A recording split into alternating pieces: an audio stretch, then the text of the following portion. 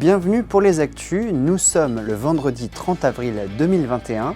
Après l'édition spéciale vacances la semaine dernière, voici les nouveaux reportages de la semaine. Les conseils citoyens étaient au programme de certains candidats lors des dernières municipales.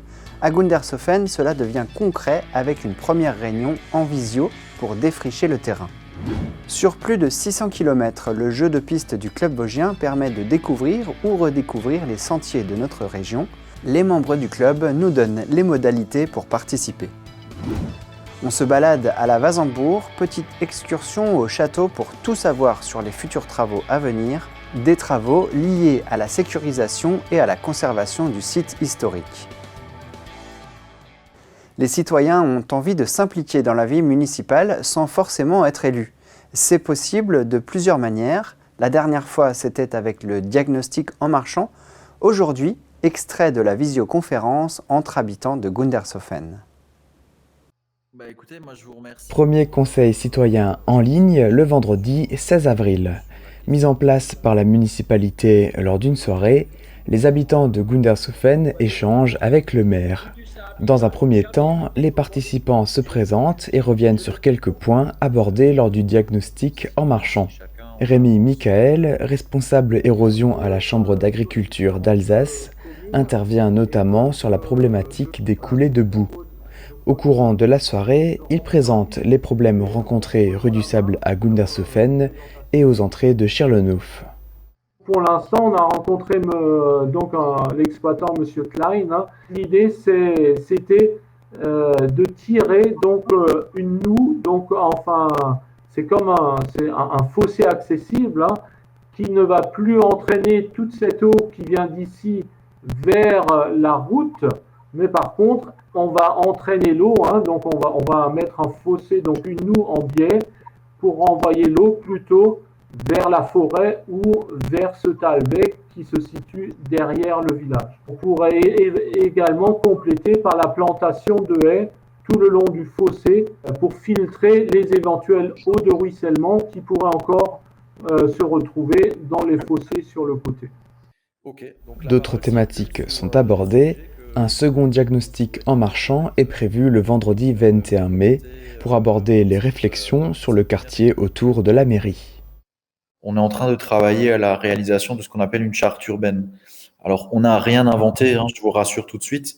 Ce que j'aimerais, c'est que la population puisse nous indiquer un peu les grandes lignes de leurs attentes pour que, quand on aura défini cette charte urbaine, elle soit ensuite déclinée, je dirais, au reste de la commune, des équipements publics. Donc, c'est assez important que vous puissiez nourrir les réflexions de Maureen à ce niveau-là. Voilà. Le conseil citoyen se termine avec un dernier temps d'échange entre la vingtaine de participants. Ce premier débat en ligne, lancé par la municipalité, a été un test concluant qui en amènera d'autres. Il est prévu de réaliser ce type de rencontre tous les trimestres. Sur les sentiers du club vosgien, plus de groupes et en ce moment, plus de balades lointaines non plus, mais des randonneurs tout de même. Ils sont à la recherche de codes car le club vosgien organise un jeu de piste. On vous explique comment participer. Le club vosgien de Niederbronn-Reichshofen et ses groupements d'Oberbronn, Hofwiller et Rothbard s'adaptent aux conditions sanitaires.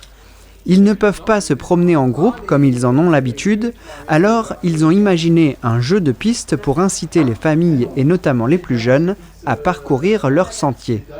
L'idée du jeu de piste m'est venue, oui. Tout jeune, on faisait ça au collège.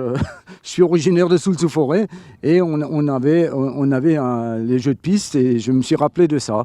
Et donc, on a pensé réduire et intéresser les gens en sortant à 6 maximum. Donc, en les incitant à trouver des codes qui sont placés un peu partout sur nos sentiers. Chemin faisant, on récolte les codes. Plus d'une centaine a été installée sur les panneaux emblématiques, ceux cerclés de vert. Tous les endroits un peu remarquables sont en général répertoriés par des panneaux de lieux-dits qui sont des panneaux tels qu'il y en a un ici sur l'escalier. Et donc ces panneaux de lieu-dit sont en général en hauteur. Et donc on s'est dit qu'en mettant des codes donc, sur ces panneaux, ils sont faciles à relever du sol. Et a priori, on n'a pas trop de risque de se les faire enlever par des plaisantins, entre autres. Et donc, voilà, le canevas était posé, quoi, en fait. De Obersteinbach à Rothbach et de Wörth à Philippsbourg, le club vosgien et ses groupements comptabilisent plus de 600 km de sentiers. Ils ont eux aussi dû parcourir une grande partie du domaine pour placer les codes, et pas besoin d'indices pour les trouver, il y en a partout. Il fallait retrouver ces panneaux, on ne les avait pas en tête. Et donc aussi, j'ai sollicité l'ancien président là récemment, Monsieur Simon, Jean Simon, pour m'indiquer encore certains panneaux que je ne connaissais pas. Je ne savais pas exactement l'endroit où ils étaient. Évidemment, on va trouver ce genre de panneaux au sommet du Wintersberg, à un château, par exemple, comme là, à la ruine de Wasembourg. Mais on va également en trouver, par exemple, à certaines sources, à certains blocos. Il y a plein d'endroits de ruines et d'endroits un peu particuliers, un peu remarquables, qui vont faire que, donc déjà d'une, que le club vosgien aura mis un de ces fameux panneaux, et puis nous on aura placé ces codes sur ces panneaux. Les promeneurs ont jusqu'au 31 décembre pour parcourir un maximum de chemin à la recherche des codes. Puis il faudra les envoyer sur le coupon réponse qui se trouve sur le site club-vosgien-niederbronn.eu. Sur notre site internet, vous avez accès à une feuille de participation. Et donc, il faut relever ces codes. Ces codes ont tous un numéro. Nous, on a gardé pour nous l'endroit exact où sont ces numéros. Et donc, ils sont distribués sur tout notre secteur. On a quand même aussi mis en place sur notre formulaire que si les gens trouvaient un panneau de lieu-dit sans code, ils pouvaient le photographier et on leur attribuera des points. Et puis, dans la mesure du possible, on mettra même un code en place. À partir de 25 codes trouvés, il y a une récompense, une collation ou des lots comme une boussole pour les plus jeunes, à retirer ici au chalet du club vosgien. Et pour s'y retrouver avec tous les itinéraires, le club a fait éditer une nouvelle carte qui regroupe tout le secteur. Un architecte en chef des monuments historiques a fait un diagnostic très précis. Des travaux sont prévus pour sécuriser et conserver le site. Les amis de la Wasembourg nous présentent les conclusions de l'étude.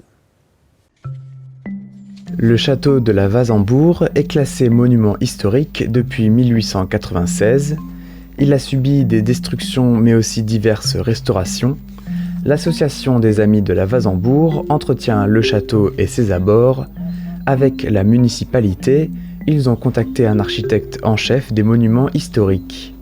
Il est venu fin juillet 2020 pour faire les relevés et le diagnostic sanitaire.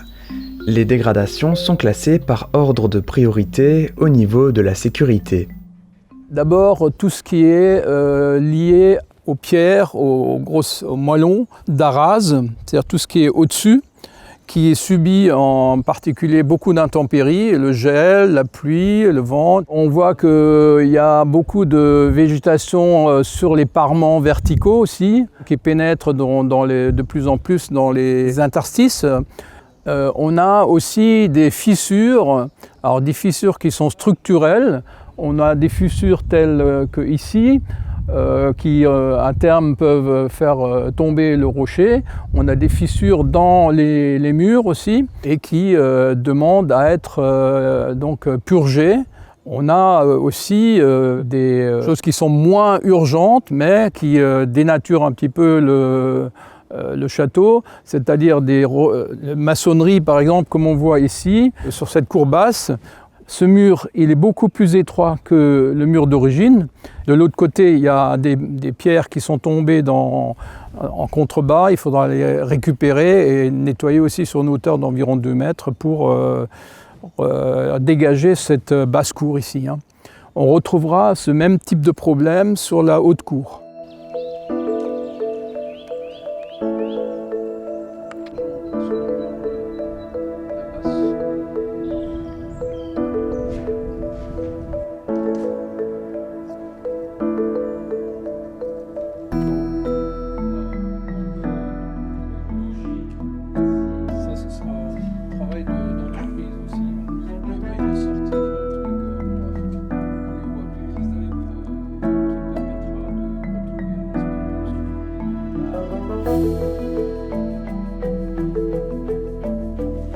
Donc on a d'une part le logis qui lui doit être nettoyé de tout ce qui est végétation invasive, les fenêtres qui doivent être restituées dans leur origine, avec des meneaux, avec donc des pieds droits qui respectent la caractéristique même du château.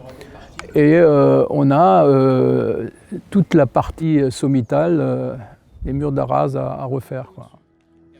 Dans un premier temps, les interventions seront liées à la sécurisation et à la conservation pour stopper l'altération générale. Ensuite, l'aménagement des différentes pièces permettra de rendre l'ensemble plus conforme aux dispositions historiques. Le chantier se terminera avec la création d'un belvédère qui donnera une vue panoramique du paysage. Le diagnostic, très précis et très détaillé, permet de se rendre compte de l'état du château.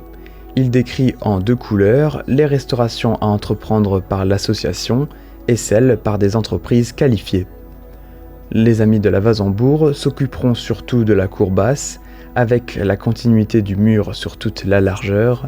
Le sol sera remis à niveau sur au moins 70 cm. Ils se chargeront aussi de mettre en place des panneaux pour expliquer l'histoire du château. À cela s'ajoutent les activités habituelles comme l'entretien et la dévégétalisation des arbustes. Quant aux entreprises, elles s'occuperont des travaux plus poussés, mais l'association pourra participer aux éventuelles fouilles archéologiques.